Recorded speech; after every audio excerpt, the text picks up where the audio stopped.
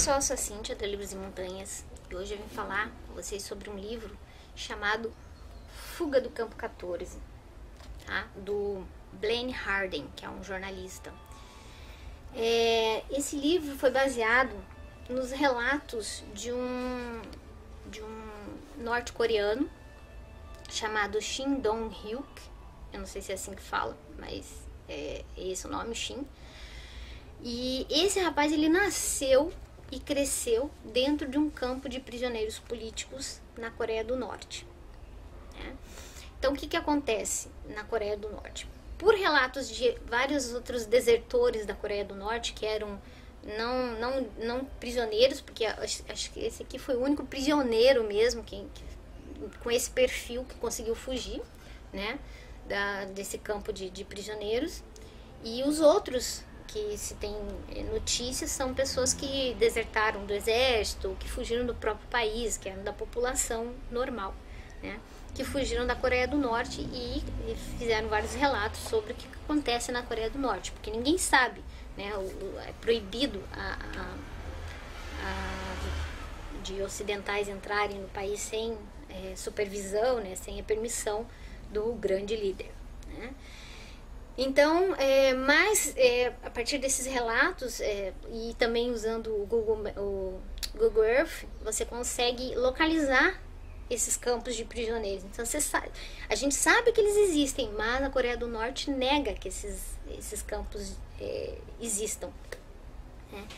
E esse rapaz, ele nasceu dentro desse campo de prisioneiros. O que acontece? Na Coreia do Norte, se você for contra o governo, falar qualquer coisa que desagrade o líder, você é preso e 3 gerações são punidas. Ou seja, se você for preso, seus pais vão ser presos, seus filhos vão ser presos, sua mulher, seus netos, bisnetos, por 3 gerações vão ser presos por causa daquilo que um determinado indivíduo falou.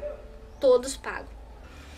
Então, a mãe do Shin, ela fez alguma coisa, foi presa, e nesses campos de prisioneiros, se a pessoa trabalhar com muito afinco, né, e mostrar que, né, tá trabalhando bastante, às vezes são recompensados com um casamento, né?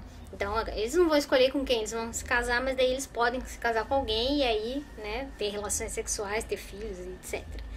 E nesse caso, a mãe do Shin casa com um outro rapaz, também prisioneiro, e eles têm 2 filhos, o Shin e mais um outro menino que é o irmão mais velho do Shin. Então, ele nasce nesse campo nesse campo de prisioneiros. E eles são ensinados desde criança que o sangue deles é impuro, né? Que eles são uma raça inferior por causa dos pecados dos pais, né? Então, que a única maneira deles expurgarem isso é trabalharem com muito afinco a vida toda, com muito trabalharem muito, né? Então, é isso que eles aprendem até mesmo dentro da escola do campo, onde eles vão aprender assim a matemática básica, né, somar e dividir só, e escrever. É a única coisa que eles aprendem. Eles não sabem nada eles não aprendem nada sobre geografia, nada sobre história. Eles não sabem quem é o grande líder, né, da Coreia do Norte. Não sabem que existem outros países, né? Então eles só sabem o que os guardas ensinam para eles, né? E eles são tratados assim como animais mesmo, né? Até mesmo na escola, as crianças, elas são surradas o tempo todo, né, por qualquer deslize, né? Inclusive, o Shin, ele conta uma situação em que o professor chegou muito zangado na sala de aula e revistou todos os alunos, o bolso de todos os alunos, e encontrou alguns grãos de milho no bolso de uma menininha de 6 anos. E por causa disso, ele espancou a menina na frente dos colegas com uma vara de madeira na cabeça. E a menina morreu. Então ela morreu espancada pelo professor por causa de alguns grãos de milho que ela tinha roubado porque estava com fome. Que tudo que eles comiam, né, os prisioneiros a vida inteira, era milho, repolho e sal. Era tudo que eles tinham para comer. Então, qualquer outra coisa eles tinham que, né, se virar. O Shin aprendeu até mesmo quando eles tinham que fazer algumas expedições para a floresta perto, porque esses campos ficam entre montanhas, né, montanhas íngremes, bem longe da civilização.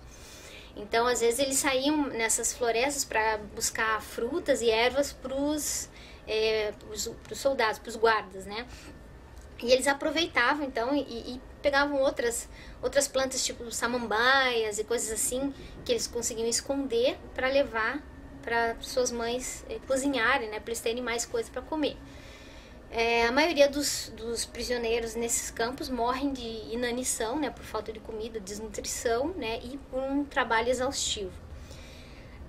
Então o Shin aprendeu várias coisinhas para se manter vivo dentro desse campo de prisioneiros. Uma delas foi uma coisa que os guardas não se incomodavam, que era ele caçar ratos. Então ele caçava os ratos e comia esses ratos, que era a única proteína que ele podia ter, né? Quem não fazia isso não tinha proteína e acabava morrendo de outras doenças causadas pela falta de proteína e niacina que tem na carne, né? E ele vai contar vários fatos escabrosos que aconteciam nesse campo de prisioneiros, né? Até que ele consegue fugir desse campo de prisioneiros, vai para a China, consegue atravessar até a China, e da China ele vai para Seul, para Coreia do Sul, né? E da Coreia do Sul ele acaba nos Estados Unidos, onde ele, até se eu não me engano, ele faz faculdade lá e tal. E para ele é um mundo completamente diferente e fantástico, uma coisa que ele nunca tinha ouvido falar. E se eu não me engano ele foge já com 20 e poucos anos, acho eu, alguma coisa assim, já é quase adulto. E ele conta coisas escabrosas sobre esses campos de prisioneiros, como era a vida ali, tudo que acontecia, né? O bullying que eles sofriam dos filhos dos guardas. Assim, uma coisa terrível.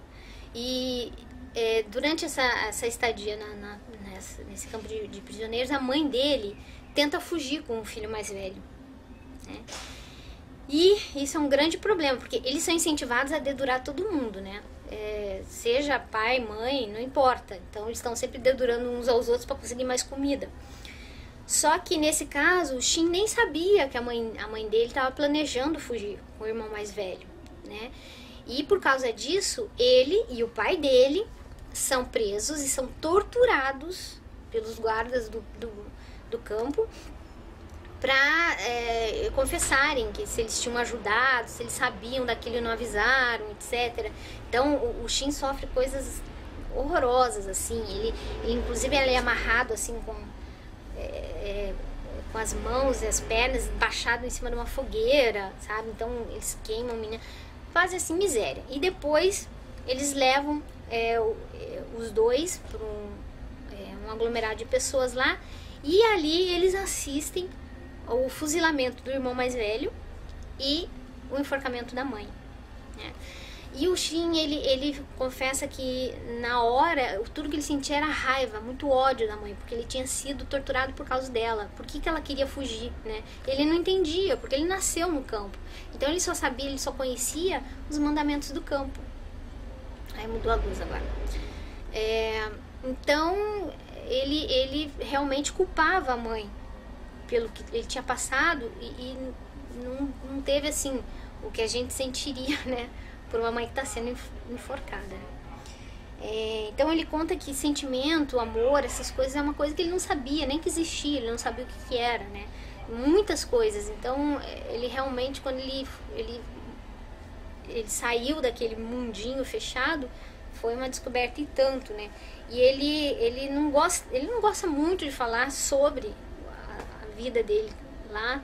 Claro, quem gostaria, né? Mas ele acha importante que as pessoas saibam o que está acontecendo na Coreia do Norte. E a gente fica pensando assim, em pleno século XXI, e isso acontece ainda, gente. É muito absurdo. E aí, claro, o jornalista também fala um pouquinho sobre a situação da Coreia, né? Que é a família Kim que domina a Coreia do Norte.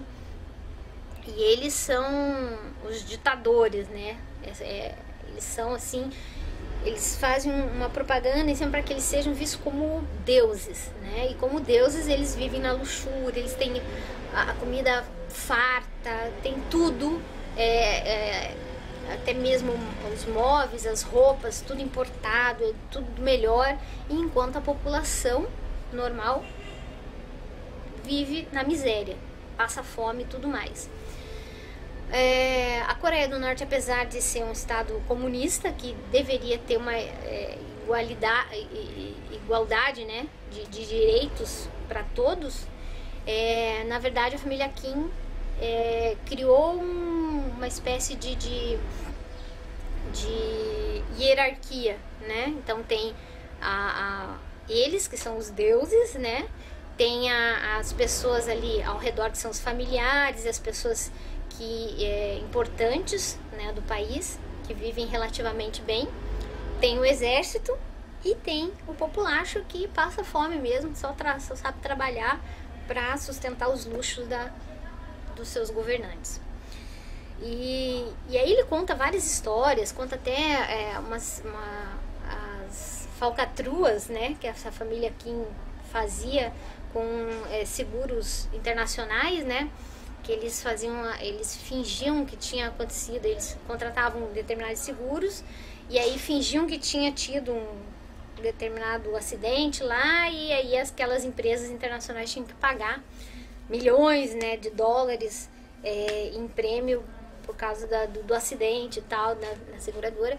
E isso demorou para ser descoberto que era tudo farsa, né? E as grandes empresas que fizeram contrato com a Coreia do Norte acabaram fazendo um acordo com eles, não quiseram ir adiante, né, com o processo contra, porque eles tinham no contrato, eles diziam que a Coreia impôs que eles tinham que estar sujeitos às leis da Coreia do Norte. Então imagine o bafafá. Então, mas de qualquer forma isso se espalhou, né, e acabou, aos pouquinhos isso foi acabando. Mas para você ver como essa famíliazinha, olha, ninguém merece, né? E aí eu fico pensando, gente, um país inteiro tendo uma vida dessa, tendo um governante desse, gente, é surreal.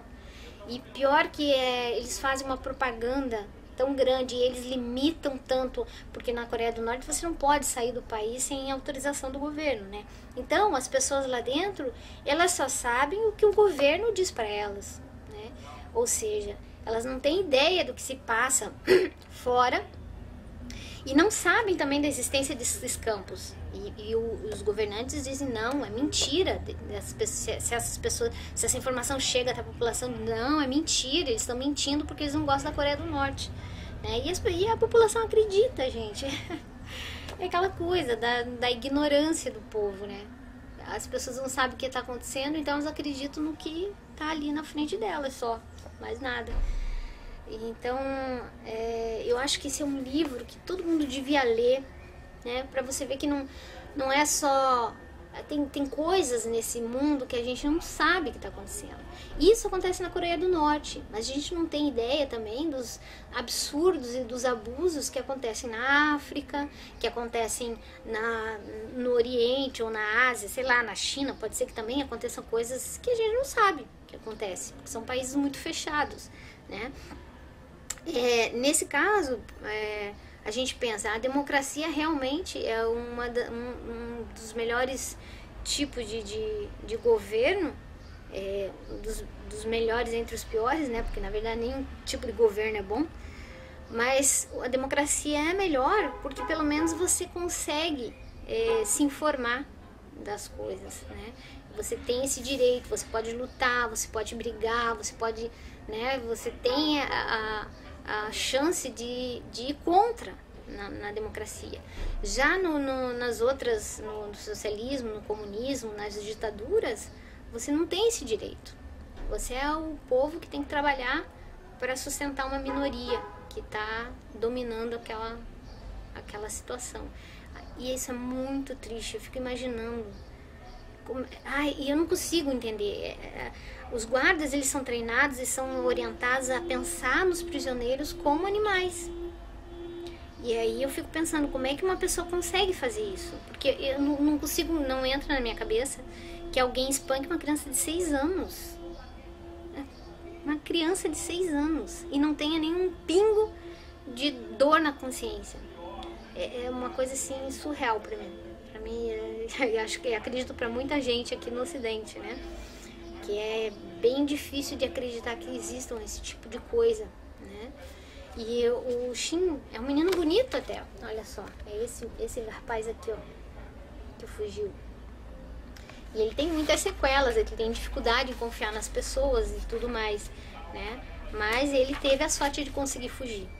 Porque os que são pegos são fuzilados imediatamente. Eles não têm uma segunda chance, né? Então, tentem imaginar, né? Como é a situação, como é triste, como a gente se sente de mãos atadas, né? O que a gente pode fazer? Então, eu rogo a Deus ou a quem quer que seja que tenha algum poder nesse mundo, que isso não vá pra frente por mais muitos anos. Eu espero que essa família aí acabe logo, que todos morram, porque não é possível. Não é possível que as pessoas possam fazer isso com outras pessoas. Eu acho assim, uma coisa assim, muito além do que eu consigo imaginar, né? Então eu acho que é realmente um livro muito importante, que todo mundo devia ler para saber o que acontece também na Coreia do Norte, né? Que é um abuso dos direitos humanos assim incomensurável, assim, uma coisa que não deveria acontecer, certo? A gente fica lembrando muito dos judeus que foram martirizados na Segunda Guerra, mas ainda existem pessoas sendo martirizadas ainda no século XXI, crianças sendo torturadas, sendo maltratadas, massacradas, pessoas, velhos. Eu não consigo, não entra na minha cabeça que alguém possa ser tratada dessa forma só porque tem uma opinião contrária. Então eu acho que é um bom livro para ajudar a pensar um pouco mais na tolerância, um pouco mais no amor ao próximo, se colocar no lugar do outro, né? Acho que a gente está perdendo a humanidade, né? Quando a gente deixa que esse tipo de coisa aconteça, certo? Então é isso, gente. Fuga do Campo 14. Um bom livro para alertar a gente das coisas que acontecem no mundo.